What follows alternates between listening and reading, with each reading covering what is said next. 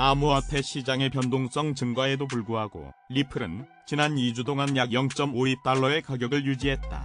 XRP 시장에 대한 서로 다른 의견을 가진 두 그룹의 전략적 리플 투자자들이 있지만 강세 투자자들이 우위를 점하고 있는 것으로 보인다. 암호화폐 전문 미디어 빈크립토는 최근 미국 증권거래위원회가 증권으로 분류된 토큰을 상장 폐지하면서 알트코인 시장에 부정적인 영향을 미쳤지만 자체 세크 소송에서 긍정적인 결과가 나올 것으로 예상되는 XRP는 이러한 상황으로부터 혜택을 받을 수 있다고 진단했다. 이어 XRPL 네트워크는 6월에 상당한 성장을 경험했으며 이는 네트워크에 참여하는 사용자 수가 증가하고 있음을 나타낸다. 이러한 성장은 역사적으로 XRP 가격 변동과 상관관계가 있었다. 온체인 데이터에 따르면 XRPL 네트워크의 고래 투자자들은 약세와 강세 진영으로 나뉘며 강세 고래가 약세 고래보다 훨씬 더 많이 투자하는 것으로 나타났다고 분석했다. 그러면서 신규 투자자가 계속해서 XRPL 네트워크에 합류하고 강세 고래가 지배력을 유지한다면 향후 몇 주 안에 XRP 가격 상승이 가속화되어 0.60달러까지 상승할 수 있다. 하지만 가격이 예기치 않게 0.50달러 아래로 떨어지면 하락세가 탄력을 받을 수 있다며 전반적으로 XRP 가격의 미래는 신규 투자자의 유입과 강세 고래의 행동에 따라 달라질 것이라고 예상했다. 블록체인 기반의 해외 송금 플랫폼 리플의 고유 토큰 XRP는 12일 오후 9시 3분 현재 코인마켓캡 기준으로 24시간 전 대비 1.98% 상승한 0.5191달러에 거래되고 있다. 북한이 핵미사일 개발에 자금줄로 활용하고 있는 가상자산 탈취를 막기 위한 한국과 미국의 대응이 다각화되고 있다. 북한의 사이버 기술 축적 노력은 1990년대부터 시작됐다.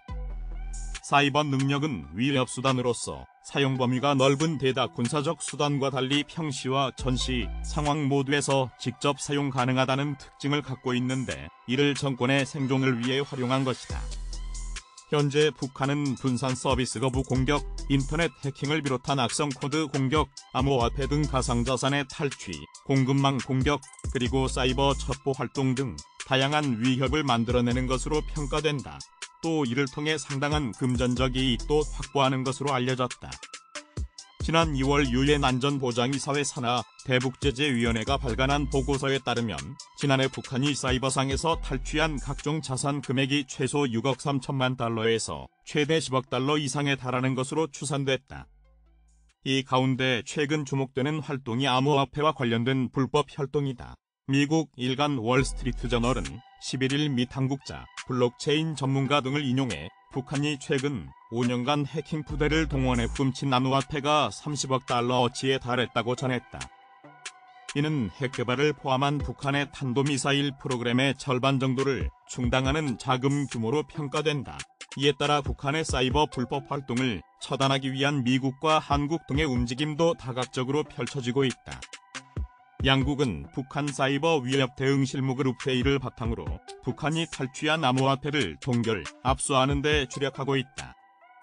또 관련 제재 대상을 개인과 기관별로 구체적으로 지정하는 한편 민간 분야와 긴밀히 협력해 북한 정보통신 인력의 차명 계정을 온라인에서 상당 부분 차단하고 불법 수익을 회수하고 있다. 정부 고위 당국자는 이런 활동을 지속적으로 전개해 북한이 사이버상에서 불법적으로 취득하는 자금 규모를 크게 줄이게 되면 결국 북한의 핵미사일 도발을 어렵게 하는 효과를 거둘 수 있다고 말했다. 한미 북핵 수석 대표 간 협의차 11일 미국에 도착한 김건 한반도 평화교섭 본부장은 미국 방문 기간 대북 제재를 담당하는 재무부 관계자들과 만나 북한의 사이버 불법 활동을 차단하는 양국 간 대응책을 논의할 방침이다. 김 본부장은 워싱턴 DC 인근 덜레스 공항에서 기자들과 만난 자리에서 제재 파트너 사이버 대응 이런 것들을 폭넓게 협의할 생각이라며 백악관 국가안보회의 쪽도 만나야 할 것이라고 말했다. 한미 양국은 북한의 불법 사이버 외화벌이 차단을 위한 민관 협력과 국제공조를 더욱 강화해 나갈 방침이다. 이에 따라 불법 자금줄 차단 위기에 처한 북한의 대응과 향후 핵미사일 도발에 미칠 영향 등이 주목된다. 고용시장을 비롯한 미국 경제지표가 혼조세를 보이는 가운데 향후 미국의 경기 침체 가능성을 둘러싸고 투자기관들 사이에 전망이 엇갈리고 있다. 12일 블룸버그 통신에 따르면 피델리티 인터내셔널을 비롯한 일부 채권 투자기관들은 경기 둔화를 예상하며 위험자산 투자에 신중할 필요가 있다고 주문하고 있다. 미국의 공격적인 기준금리 인상 여파 속에 3월 표면화된 은행권 불안은 대형 위기의 맛보기일 뿐이며 지난주 호주, 캐나다의 깜짝 금리 인상은 여전히 인플레이션 압력이 높은 미국의 금리 인상 압력으로 작용한다는 것이다.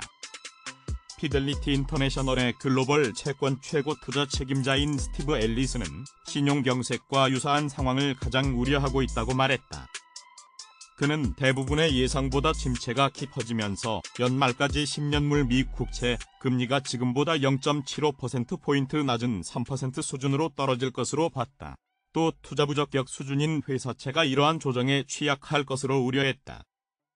알리안츠 글로벌 인베스터스의 마이크 리델 포트폴리오 매니저는 주식, 채권 가격의 침체 위험이 제대로 반영되지 않았다면서 6개월 안에 심각한 침체가 닥칠 수 있다고 경고했다.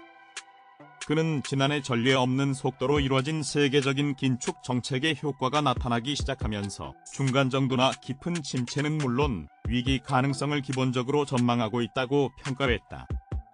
JP모건 자산관리사업부의 반 미셀 CIO는 최근 CNBC 방송과 인터뷰에서 지금 시장이 금융위기 당시인 2008년 3에서 6월의 가짜 안정기와 매우 비슷하다면서 향후 몇 달간의 상황에 대해 폭풍 전의 고요함이 될 것으로 내다봤다. 그는 1980년 이후 기준금리 인상기를 보면 평균적으로 금리 인상이 마무리된 지 13개월 뒤에 침체가 시작됐다면서 이번에도 침체가 불가피하며 지방은행과 상업용 부동산, 투자 부적격 등급 회사들이 어려움을 겪을 것으로 봤다. 반면 미국 경제에 대한 낙관론도 여전하다. 연방정부 부채 한도를 둘러싼 불확실성이 해소된 가운데 미 뉴욕 증시의 스탠더드 앤드 푸어스 500 지수는 최근 1940년대 이후 최장기의 약세장을 마감하고 강세장에 진입한 상태다. 얀 하치우스 등 골드만삭스 이코노미스트들은 최근 미국 경제가 1년 내 침체에 빠질 확률을 25%로 낮췄고 JP모건의 마코 콜라노빅 전략가는 미국과 세계의 경기 확장은 단단한 기반 위에 서 있으며 침체가 임박했다는 공포는 과장된 것으로 보인다고 말했다.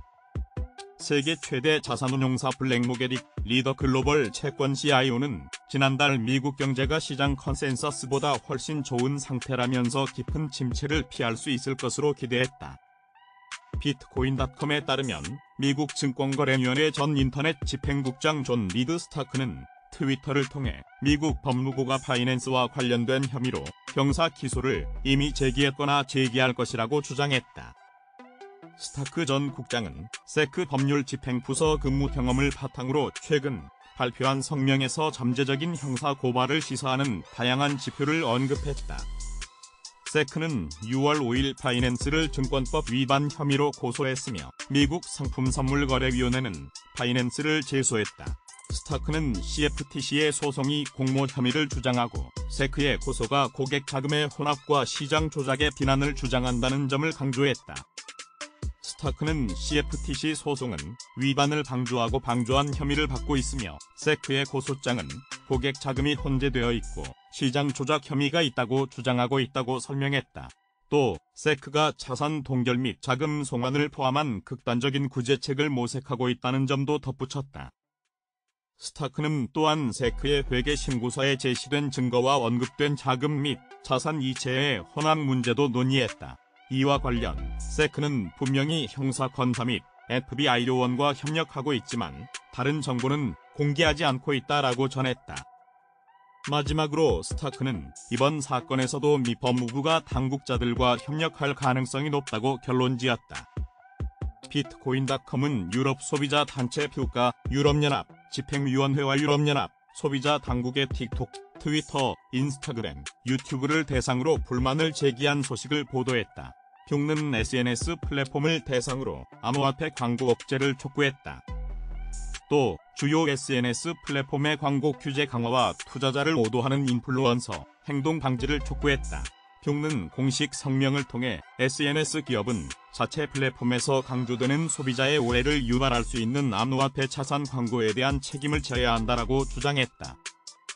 또 SNS 플랫폼이 암호화폐 홍보를 용이하게 하고 있으며 이는 소비자들에게 큰 손실을 초래할 수 있다는 점을 지적했다. 흉는 SNS 플랫폼의 홍보가 불공정한 상업적 행위라고 주장하며 암호화폐는 여전히 매우 위험한 투자 상품이며 많은 소비자들에게 적합하지 않다고 강조했다. 블룸버그, 비트코인.com 등 복수 외신은 터키 내 테더 의존도가 상승했다는 사실을 보도했다.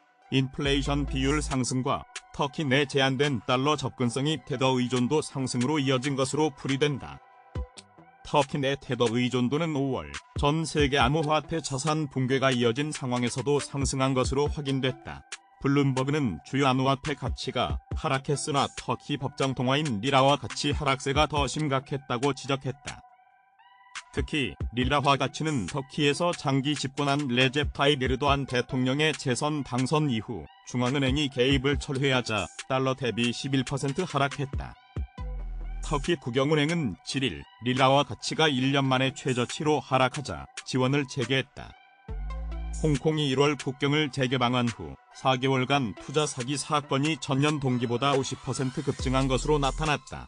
12일 홍콩 공영방송 RTHK에 따르면 전날 홍콩 경찰은 올해 1에서 4월 투자 사기 사건이 1174건 발생해 전년 동기에 781건보다 50% 늘어났다고 밝혔다.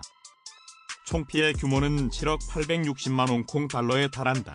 최대 피해 사례는 54세 회계사가 소개팅 앱을 통해 만난 사기꾼에 속아 외환 플랫폼 투자 명목으로 97회에 걸쳐 43개의 다른 은행 계좌로 총 2,700만 홍콩 달러를 이체한 사건이다.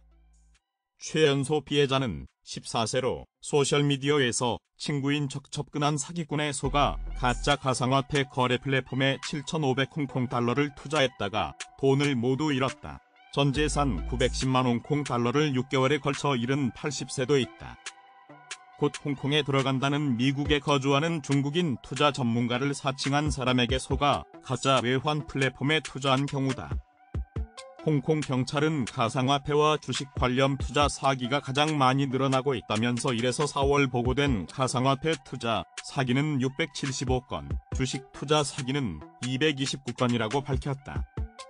그러면서 대부분의 사기꾼이 투자 전문가를 사칭하며 가짜 모바일 투자 플랫폼으로 피해자를 유인한다고 설명했다.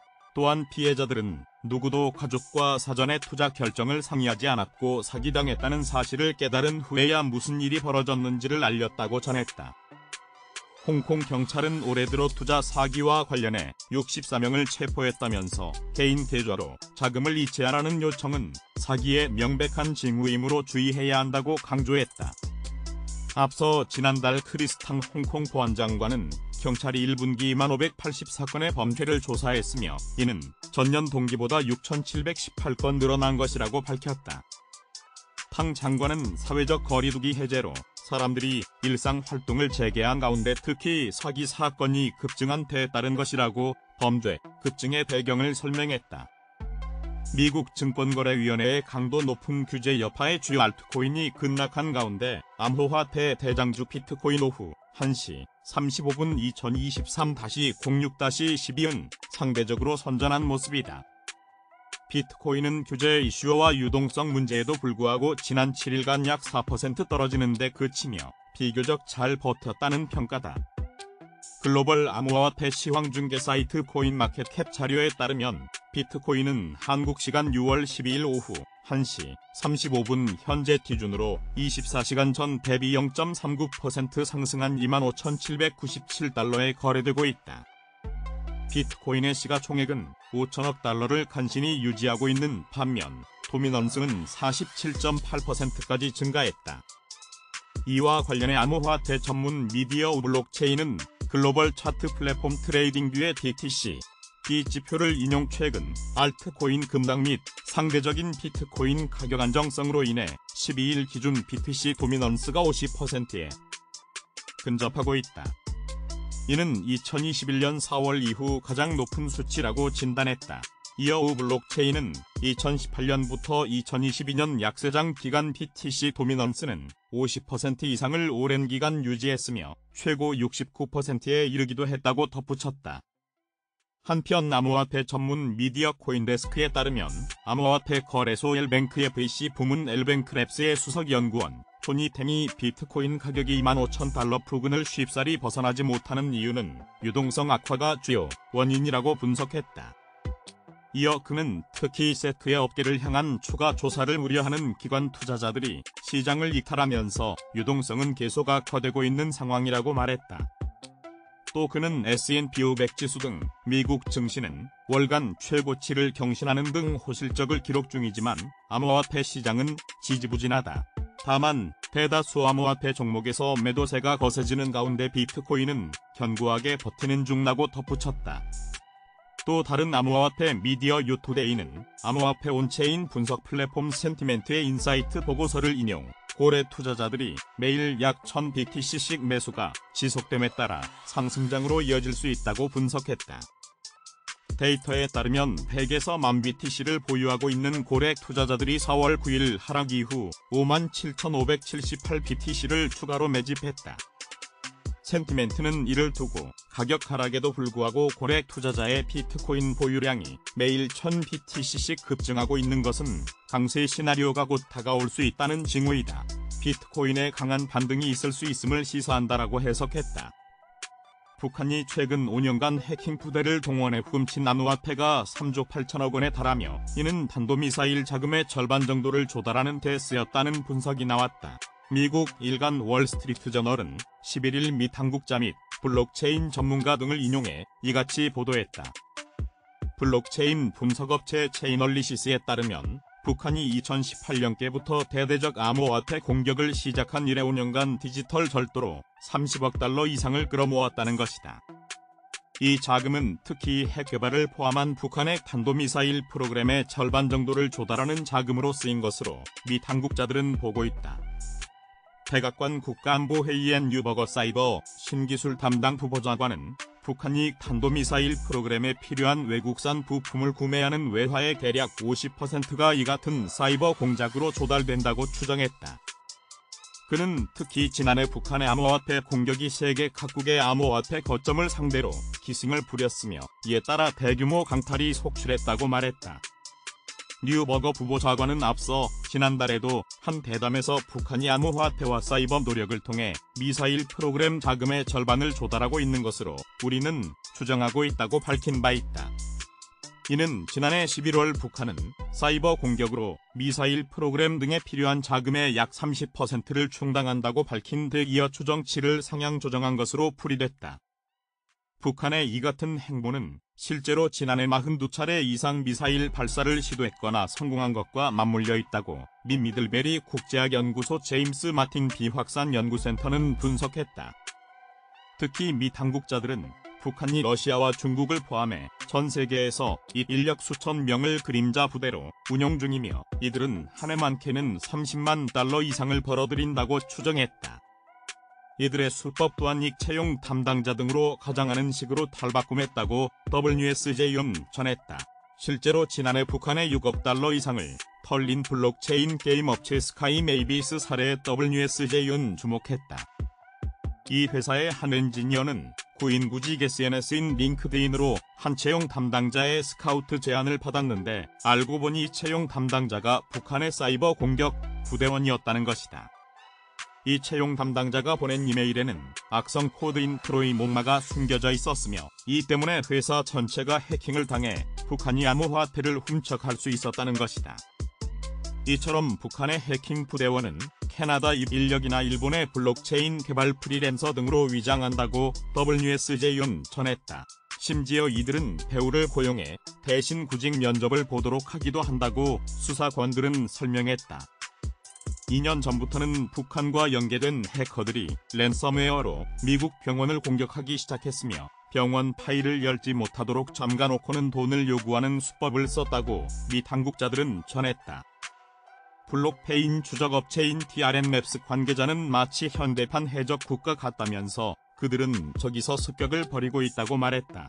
전문가들은 북한이 이처럼 디지털 은행커리 부대를 개발하기 시작한 데 대해 국제사회 제재를 피하기 위한 것이라고 보고 있다. 2020년 유엔 보고서는 북한의 해킹 활동이 위험이 낮고 보상은 높고 탐지하기 어려운 것으로 입증됐다고 적시했다. 뉴버거 부보좌관은 대체로 국가의 사이버 프로그램은 지정학적 목적을 위한 스파이 활동에 초점이 있지만 북한은 국제사회 제재를 우회하기 위한 경화 절도에 집중돼 있다고 말했다. 미국 증시의 대형 투자자들이 최근 주식이 반등하자 몇 년 사이 볼 수 없을 정도의 빠른 속도로 주식을 매도하고 있다는 분석이 나왔다. 금융정보 제공업체 딜로직에 따르면 주요 기업들과 사모펀드들은 지난 4월 말 이후로 240억 달러 이상의 주식을 팔아치웠다고 월스트리트 저널이 11일 보도했다. 9월에만 170억 달러 이상이 거래되었으며 이는 지난해 월 평균 69억 달러를 훨씬 웃돈다. S&P 500 지수는 인플레이션을 포함한 여러 우려에도 몇몇 대형 기술주의 주도로 지난해 10월의 저점보다 20% 이상 상승하는 등 지난주 새로운 상승장에 들어선 바 있다. 주식 매도의 거의 절반은 사모펀드와 같은 대주주들로부터 나왔다. JP모건의 미주 주식시장 책임자로 최근 다수의 대규모 매도를 이끈 케이스 캔터는 이 신문에 가까운 미래 거래 수준에 별 변화가 없고 지금 이 매도를 통해 일부 파트너에게 자금을 돌려줄 기회라는 견해가 있다고 말했다. WSJ에 따르면 대규모 매도의 출발점은 사모펀드 회사인 클레이턴, 듀빌리어, 엠라이스가 끊었다. 이 회사는 지난 5월 의료기술 회사인 에즐론 헬스의 지분 약 20억 달러어치를 매각했는데 이는 1년여 만에 가장 큰 매각 규모였다. 이어 인텔은 이번 달 자율주행 저회사 모비라이의 주식 16억 달러어치 이상을 팔아치웠다. 이는 인텔이나 관련 은행들이 애초 계획했던 것보다 많은 물량이었다. 제너럴 일렉트릭도 분사한 G 헬스케어 테크놀로지스 주식 약 20억 달러 상당을 매도했다. 이 밖에 AIG는 지난해 불리한 퇴직 및 생명보험 사업인 코어브리지 파이낸셜의 주식 10억 달러 이상을 현금화했다. 통상 대규모 매도자는 매수자를 끌어들이기 몇 년에 걸친 후속 거래를 통해 최근 사고판 가격의 할인을 제공한다. 딜로직에 따르면 주식 수요가 많던 2020년과 2021년에는 이러한 할인율이 평균 8.4%로 줄어들었다. 하지만 2022년 초 이후 평균 할인율은 약 12%로 뛰었다가 올 5월 할인율은 다시 줄어들기 시작해 8.3%가 됐다. 올 6월에는 더 축소됐다.